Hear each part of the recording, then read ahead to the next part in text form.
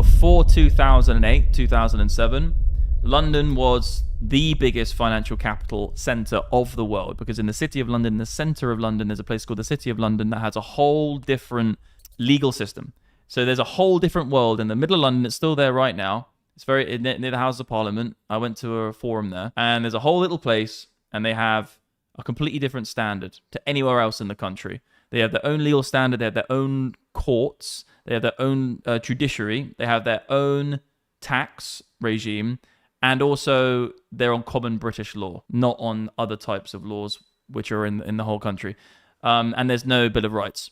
So this is crazy. This is in the middle of London, and this is where all of the biggest financial institutions were, because they could essentially have more control over fraud cases, going through their own court systems to prosecute people who committed bad crimes. Because at the end of the day, the banking system is so integral now to the system that we live in the world, is that there is a whole new set of rules.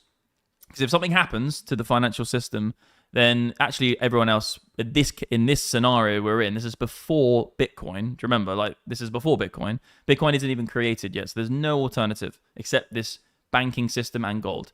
And basically, the whole fucking thing is a load of bollocks. Anyway, I don't even agree with it. But what I'm saying is that 2008 was essentially the collapse of that system being the predominant system that was going to last another 100 years of being the predominant thing.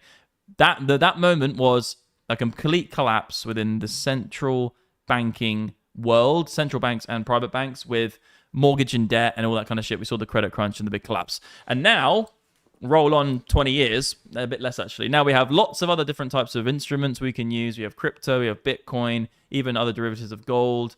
And the market for finance has changed a little bit. But anyway, I'm just saying that 2008 fucked London.